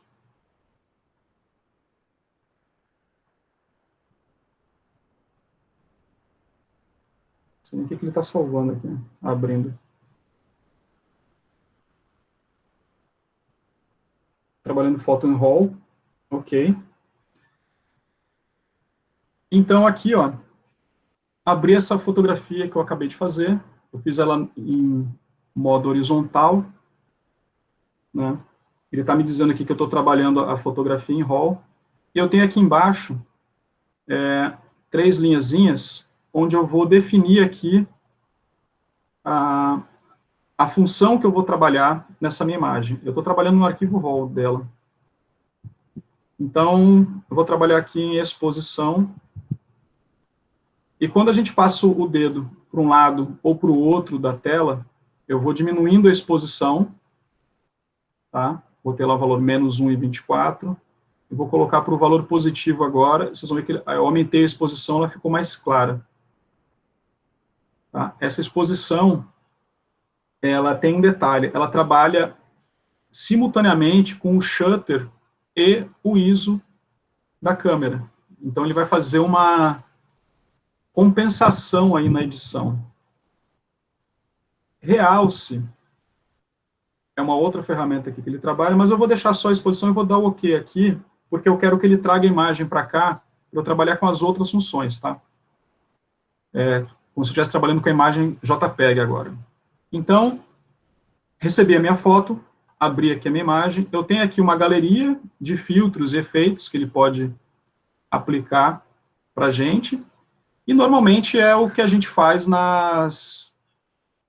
nessas ferramentas, né? A gente já trabalha com o arquivo e manipula diretamente com os filtros e mexe em poucos detalhes dele. Quando a gente está na abertura da imagem, no rodapé da tela, quando eu boto aqui em modo vertical, ele apareceu a aparência, né, que são exatamente esses filtros, e eu tenho a segunda opção, que são as ferramentas.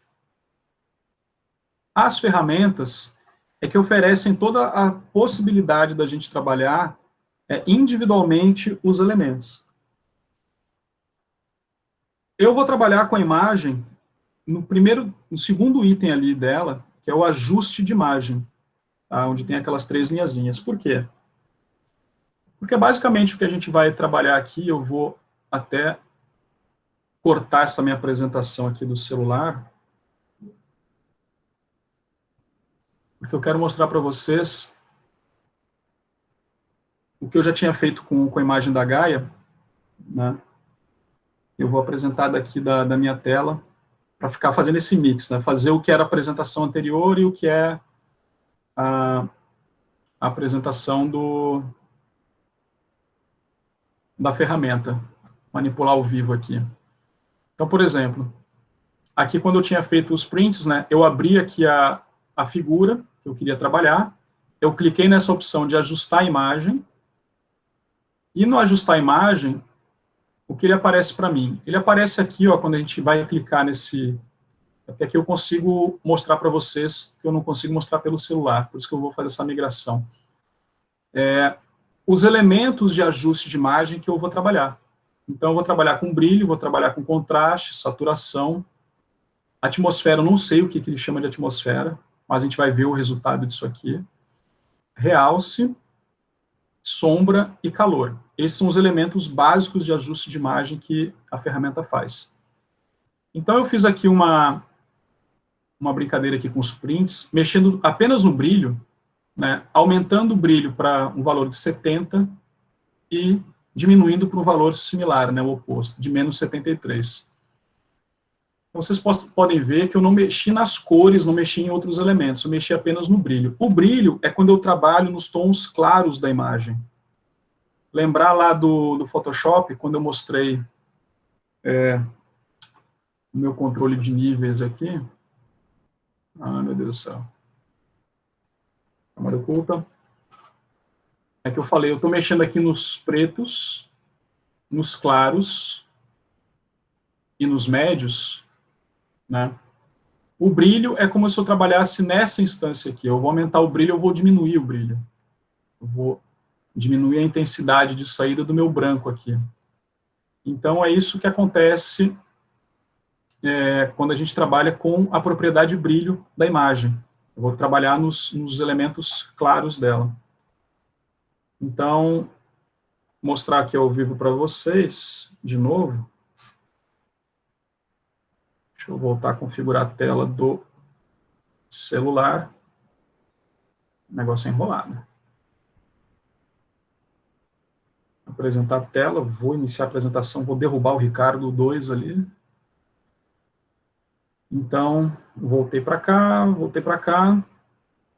Então, quando a gente mexe aqui no brilho, ó, vocês veem que lá em cima, no topo da tela, tá? Eu estou setado aqui brilho, tem um valor 0 lá em cima. Se eu arrasto o dedo na tela, né, para a direita, eu estou aumentando o valor do brilho. Se eu arrasto para o outro lado, eu diminuo o brilho. Eu vou trabalhar só nos claros. Ok? E aí tem uma coisa que é muito de percepção de tela, de brilho, de resolução do monitor da gente também, de como é que ele vai nos fazer perceber essas cores, essa imagem. Então, é importante a gente comparar a imagem no celular, depois olhar no computador, olhar em outro monitor, porque pode apresentar características diferentes. Então, por exemplo, minha imagem original aqui, ela está com pouco brilho.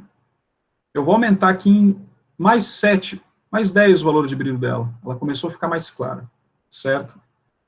E eu vou agora, ó, mexer no contraste. A Yasmin tinha perguntado para mim o que o contraste fazia, né, para eu escrever. E eu vou escrever isso no... Eu falei que era no slide do design, né, que é na próxima semana. Era para ter sido hoje, mas como deu aquele problema semana passada, ficou para a semana que vem. Então, o que é o contraste? O contraste é quando a gente trabalha exatamente com os opostos, né? As oposições. Então, a gente pensar, lembra lá que eu falei do pixel, né? A informação do pixel, do valor RGB. Então, quando a gente olha para aquele gráfico, o alcance dinâmico que eu tenho disso, de pensar lá do valor de 0 a 255, é o quanto eu afasto ou aproximo esses valores. né? Então, é o quanto eu vou intensificar esse contraste entre as cores, entre essas bordas das cores. Então, quando eu aumento o contraste, eu torno isso muito mais fechado. Então, a imagem, ela fica com... Para mim, ela fica mais viva, tá? Do que quando a gente faz o inverso. Quando a gente diminui o contraste, a imagem ela fica opaca. Eu vou mostrar o slide aqui da foto da Gaia no computador, que eu acho que na apresentação aqui do celular a gente não percebe bem isso, mas eu tinha a opção de retornar a minha apresentação aqui. Ó. Será que ele vai aparecer para mim também essa opção? De ficar migrando entre uma apresentação e outra? Vamos descobrir já já. Então, aqui na Gaia, por exemplo, a gente vê que quando o contraste ele é aumentado, toda aquela nuance aqui do pelo dos brancos aqui meio que desapareceram, porque tudo começou a ficar branco entre branco e preto. O preto ficou mais acentuado também, o tom amarelado. Quando a gente diminui, ela fica opaca. Ela perde um pouco essa vida, né, desses elementos todos. Quando a gente mexe em saturação, saturação é a quantidade de cor que a gente vai adicionar no RGB. Então, é o quanto o meu vermelho fica mais vermelho, o quanto o meu verde fica mais verde, o meu azul mais azul, e as misturas do RGB vão ser acentuadas ou diminuídas. Tanto que a gente não costuma, no processo de edição de imagem, aplicar direto no... Vou abrir aqui o Photoshop. Tá? Eu tenho aqui a opção, ó, na minha imagem, nos ajustes dela, já transformar a imagem em preto e branco. Tá? Cadê o preto e branco?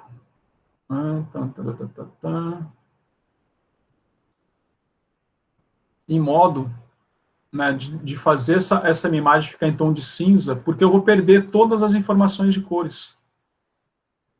Descartar. Então, eu não tenho mais elementos de cor aqui para trabalhar.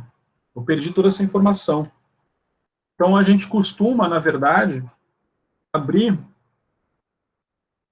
uma janelinha de matiz e saturação, né, que ela fica aqui também em ajuste, matiz, saturação, e eu tiro a saturação da minha imagem, ou seja, eu tiro as informações de cor do pixel, mas a imagem se mantém, né, com as propriedades dela. Ou eu posso fazer o inverso, posso adicionar essas informações. E sempre lembrando, não façam que nem eu estou fazendo aqui, trabalhem na camada duplicada, para não perder a imagem original. Tá? Então, voltando lá, matiz e saturação. Quando a gente dessatura a imagem, a gente tira as informações de cor e a nossa imagem tende a ficar preto e branco. Aqui ela está com algum efeito ali aplicado. Ela está com transparência aqui. Ah, tá, é porque eu tinha destruído a imagem antes. Foi mal. Deixa eu voltar para cá. Então, voltando aqui em ajuste de matiz e saturação, se eu dessaturar a minha imagem, ou seja, eu vou tirar as informações de cor dos pixels, eu tenho imagem preta e branca, e se eu aumento a saturação, cada pixel daquele que tinha uma informação de cor no padrão RGB, ele vai ter aquele valor amplificado, né? Então, a imagem chega até a sofrer distorções quando a gente faz uma ampliação muito brusca disso. E é legal que aqui a gente vê os pixels ali adjacentes, né? Como eles começam a se misturar. E lembra que eu falei que esse branco era um branco meio azulado? Olha aqui ele ficando azul. Isso é em relação à temperatura de cor dessa imagem, tá? Então, a saturação, ela faz muito isso, ela deixa as cores mais vibrantes. A luminosidade, ela vai fazer com que eu mexa em outra instância da minha figura. Eu vou trabalhar lá no brilho e o contraste disso aqui. Então, tranquilo, aqui, eu não vou modificar aqui a imagem original. Meio que para vocês terem uma comparação entre a imagem com, vou botar aqui 44 de saturação e sem saturação, sem aplicação de efeito, né? Como é que ela ficaria? Já aqui no carrinho, vamos voltar lá à apresentação. Apresentar a tela. Voltando para o celular, é um baile isso aqui, né? Então, eu diminuí o contraste, mas eu não quero diminuir o contraste. Na verdade, eu gosto quando o contraste ele é intensificado, mas pouco intensificado. 5 a 10, para mim, ele fica sutil ali. Agora eu vou mexer aqui na saturação, e a ferramenta é muito simples nesse aspecto, é exatamente a mesma coisa, para mais ou para menos. Tirei a saturação, a imagem ficou preto e branco. Aumentei a saturação, as cores vão ficar mais vivas. Então, vou dar mais 50 de saturação aqui para essa imagem. A atmosfera, ela mexe com... Eu acho que ela faz uma gama de elementos aqui. Ela trabalha com brilho e contraste simultaneamente. Né? Então, ela consegue trazer mais detalhes e mais informações. Vocês estão vendo que eu estou só adicionando informação aqui para essa minha imagem, né? Se eu adicionar muito brilho, eu vou aumentar aqui o brilho, botar aqui para mais 50, e que tudo que é branco ficou mais branco, né? Lá atrás, um globo ali ficou bem branco. Ele veio meio que perdendo ali o delineamento. Mas eu vou aumentar mais o brilho, porque a gente... não, desfaz. Cliquei no automático sem querer. Porque quando a gente trabalha no realce, o realce ele trabalha nos tons altos, exatamente onde é o branco. Então, no realce, eu posso diminuir o impacto daquele branco. Então, ou aumentar, né, no caso. Então, a gente consegue, diminuindo um pouco aqui, equilibrar aquele brilho que estava excessivo, sem que a imagem sofra, né, uma superexposição nesse tratamento ou uma subexposição. Então, vocês veem que as coisas vão se somando, né, os efeitos vão se somando. A sombra, ela trabalha nos tons médios, então, se eu diminuir a sombra, aquele intervalo entre o preto e branco, ele vai ser diminuído. Então, a coisa vai direto para o preto e branco. Se eu faço o caminho inverso, eu vou trazer mais informação. Isso aqui é legal, a gente vê muito quando tem foto com cabelo, com pelos, a gente consegue ver as linhas, né, os pontos sendo mais bem definidos, quando a gente aumenta o tom de sombra. O problema de aumentar muito a sombra e mexer nos tons de preto e nos highlights, né, no realce, é que a gente acaba fazendo surgir mais grãos na imagem, mais ruído. Tá? E calor é meio como se ele fosse trabalhar na temperatura, deixando a imagem mais morna, né, ou mais fria. Ou seja, vai ir para um tom mais amarelado ou vai para um tom mais azulado.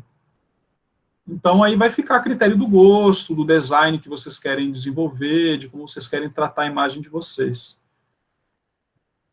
Em cima do X aqui na base da tela, deixa eu girar aqui a câmera para ver se vai aparecer essa informação também, ele tem um gráfico. Esse gráfico mostra para mim o histograma da minha imagem. Ele fica branco, né? Mas ele é muito similar ao histograma lá do meu controle de níveis, lá no Photoshop, que como é que é o nome dele?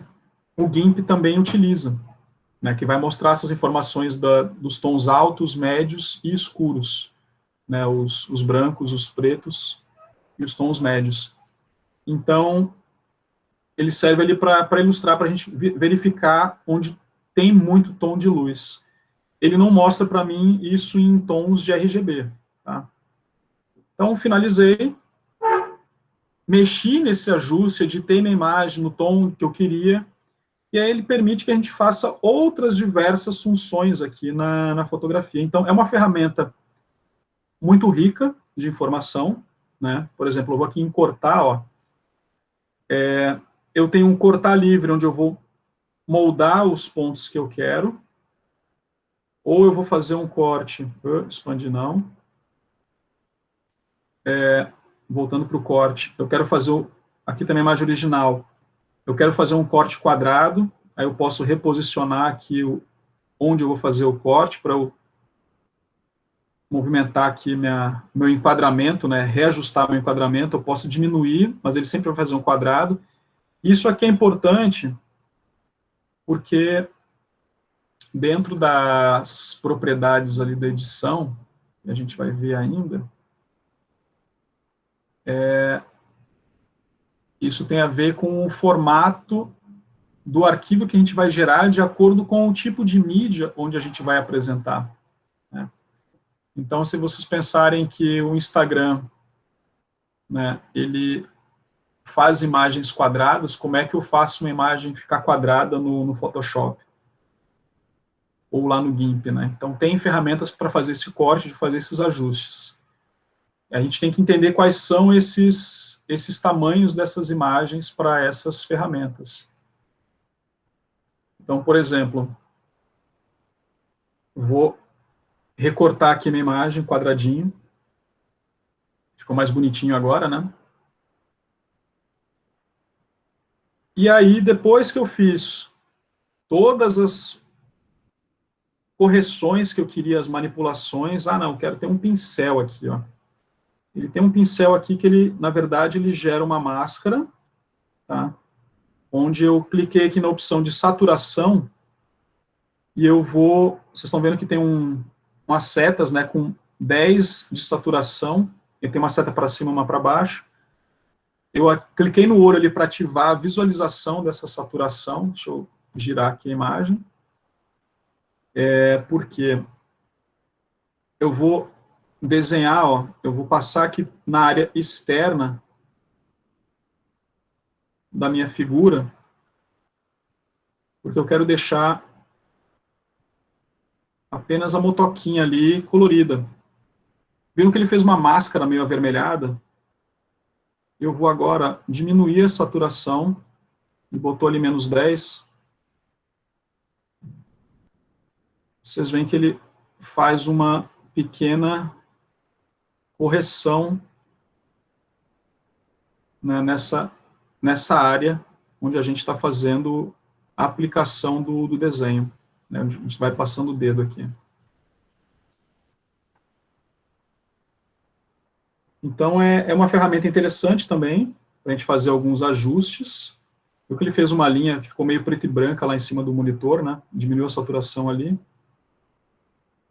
Então, vou continuar desenhando aqui.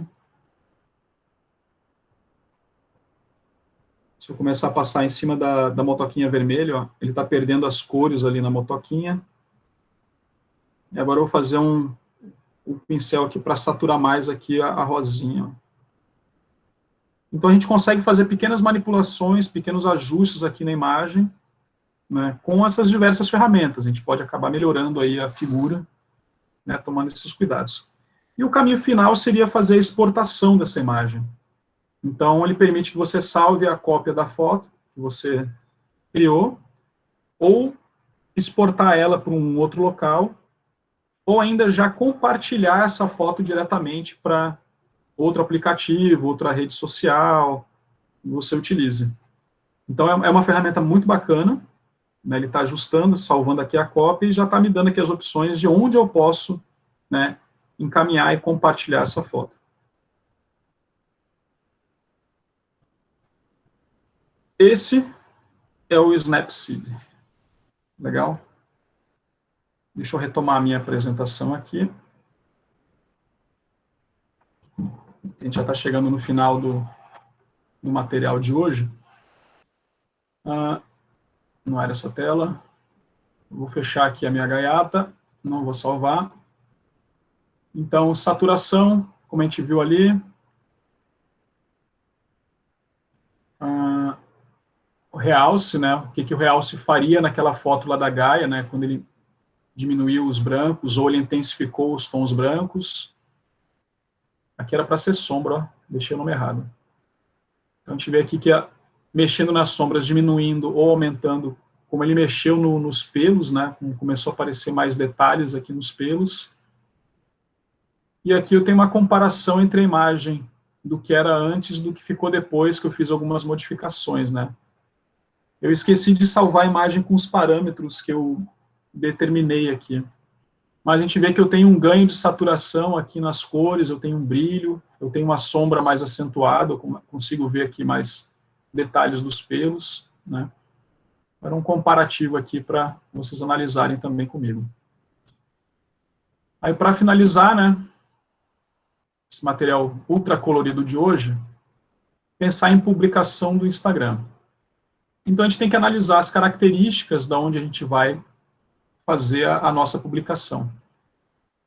O Instagram, ele trabalha com 3 formatos de conteúdo. Ele tem o formato square, que é aquele quadrado, o landscape, que são imagens na horizontal, ou o portrait, né, quando as imagens estão no modo vertical. Esse aqui era o último slide de hoje, e eu queria mostrar para vocês esse site aqui, porque eu não tive tempo de copiar essas informações, mas eu posso adicionar no slide da semana que vem, quando a gente for fazer o design. O quadrado 1080 por 80 é o tamanho máximo que ele trabalha, né? Então, pensar nessas resoluções. Então, aquela informação eu tirei exatamente daqui desse site, né? Eu vou copiar esse link aqui para botar lá na sala de aula para vocês.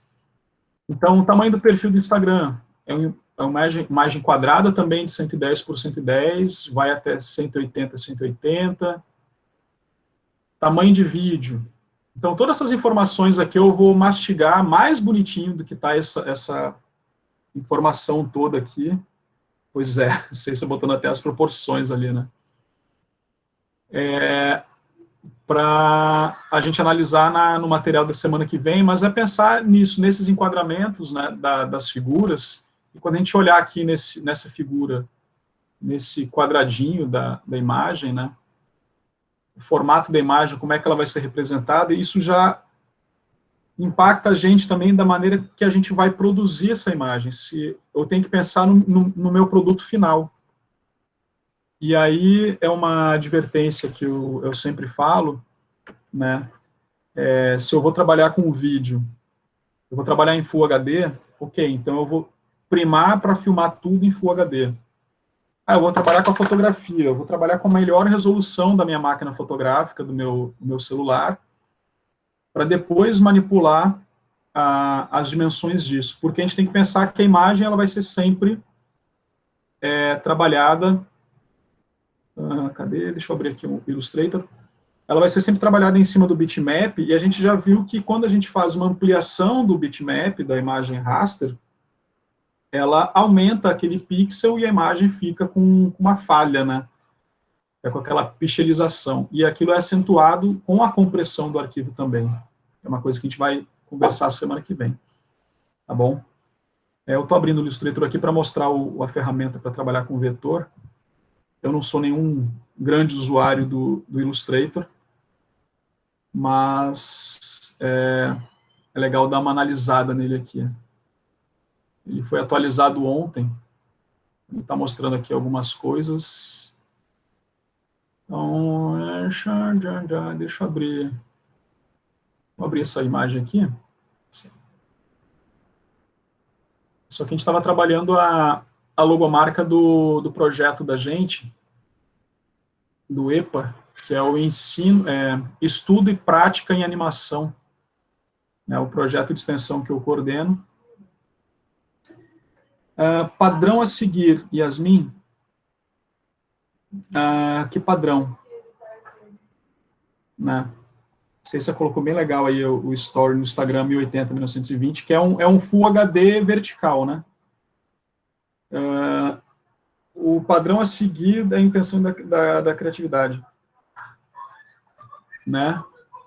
São 2 projetos, Ivonaldo, é o EPA e o EITA.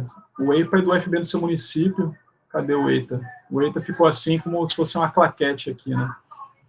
Estudos e implementação de técnicas de animação. Um é com o IFPB de Cabedelo e aqui com uma escola pública em Santa Rita.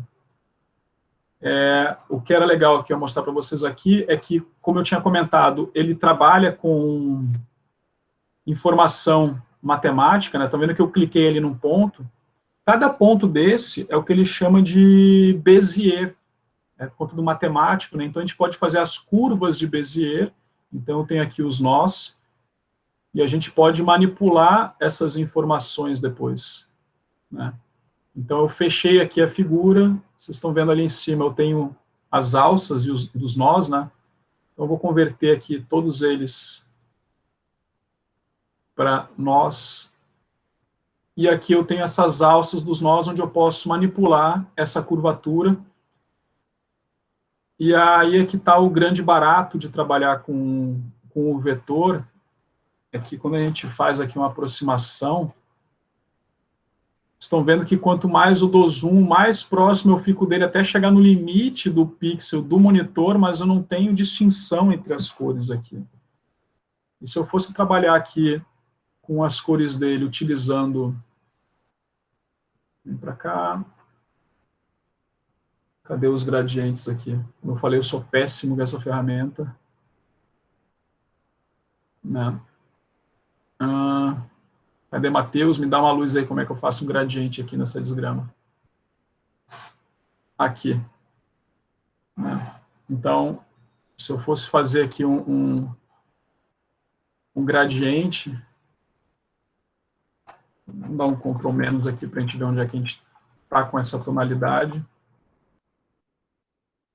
Eu tenho os pontos aqui. E aí é maluco isso, porque como ele vai manipular a informação, a gente vê as linhas aqui que formam esses blocos de cores, né? Então, eu consigo trabalhar na ferramenta vetorial uma imagem raster? Consigo. Eu consigo importar uma imagem para cá e vetorizar essa imagem. Mas isso vai gerar uma série de outras complicações ali, uma série de outros elementos. Mas imaginar que essa imagem aqui, esse retângulo aqui é uma dimensão Full HD de 1920 por 1080 pixels, esse arquivo aqui com essa gama de informação, de texto, de cores e tal, ele é do tamanho de kilobytes aqui, sei lá, 50 kilobytes. Se eu fosse transformar isso aqui num JPEG, que é um formato de arquivo bitmap, essa imagem já passaria para a faixa dos 500, 400 kilobytes. Porque ele vai ter que marcar a informação pontualmente aqui de cada pixel desse retângulo. Então, é muito interessante trabalhar com a imagem vetorial. Tá? Eu acho bem bacana, bem desafiador. Né, o resultado aqui, ó, mexendo aqui na borda dele, né, para gerar os pontos dos traços. E aí é o tipo de aplicação que vai ter cada ferramenta dessas. Normalmente o pessoal que trabalha com criação, com design, utiliza muito o Illustrator para compor as imagens, as logomarcas, né, o pessoal chama, porque você consegue trabalhar o escalonamento dela sem ter perdas, né, na qualidade. E depois você vai gerar os formatos em bitmap que vão ser aplicados por outras ferramentas, porque um arquivo do Illustrator não abre em qualquer aplicativo. Já uma imagem em JPEG, um bitmap, um Targa, TIFF, ele tem uma gama maior de aplicativos que vai fazer a interpretação daquele formato de arquivo. Mas aí, para isso, a gente precisa, né, ter uma matriz boa para poder fazer essa aplicação dessa marca. Então, posso fazer todo um escalonamento da figura aqui, ela não vai sofrer perdas, né? Então, deixa eu ver se faltou alguma coisa aqui das imagens. Já está no horário também. Então, era isso. Vocês ficaram com dúvida de alguma coisa? Tem alguma questão para ser colocada? Alguma informação a ser compartilhada com a turma? Que acharam? Momentos finais. Deixa eu fechar ali o Illustrator.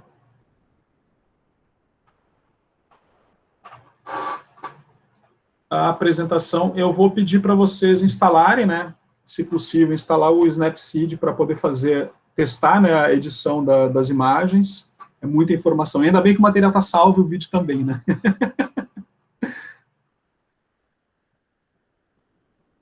Porque é muita informação. E é porque eu tirei a parte mais técnica do material, né?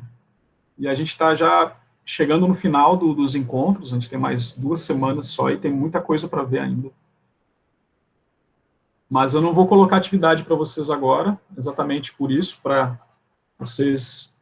É importante que vocês façam isso, que vocês instalem a ferramenta e vocês comecem a utilizar e testar e exercitar, né, para aprimorar o olhar de vocês, aguçar o olhar, que é o que eu venho comentando sempre, né.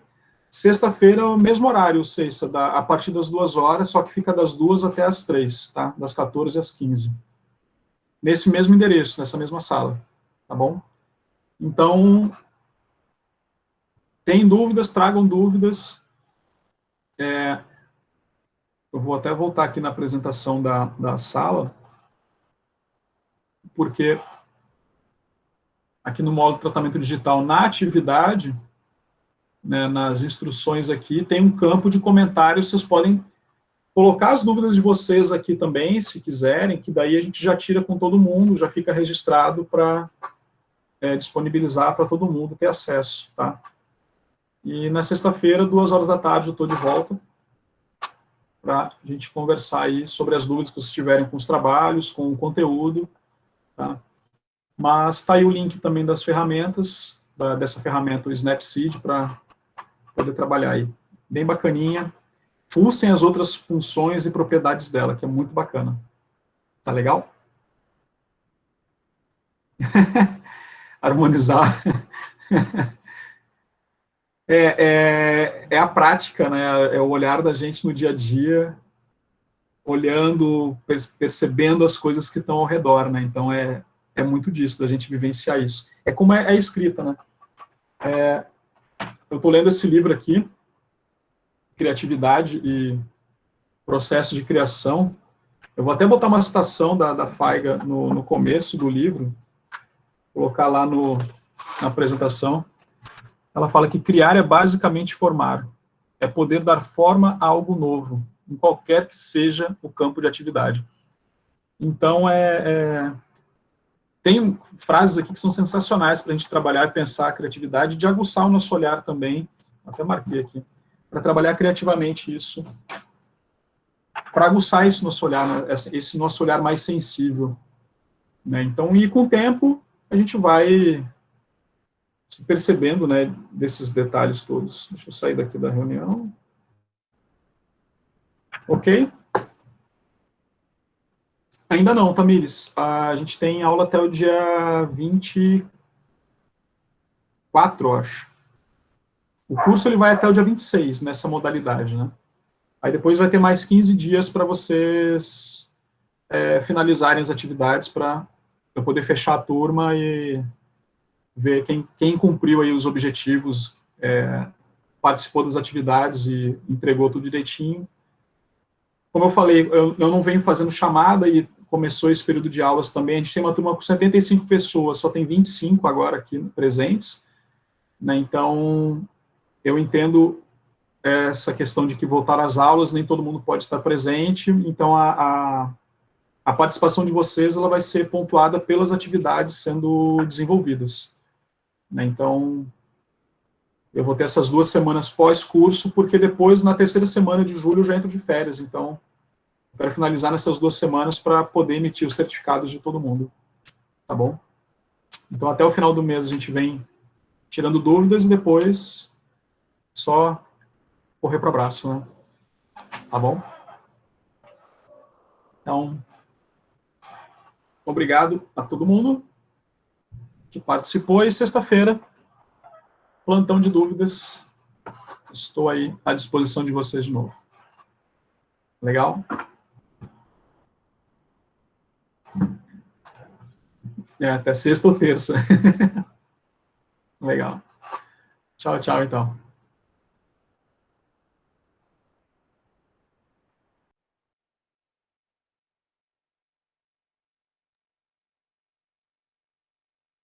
Ah, de nada, Lara.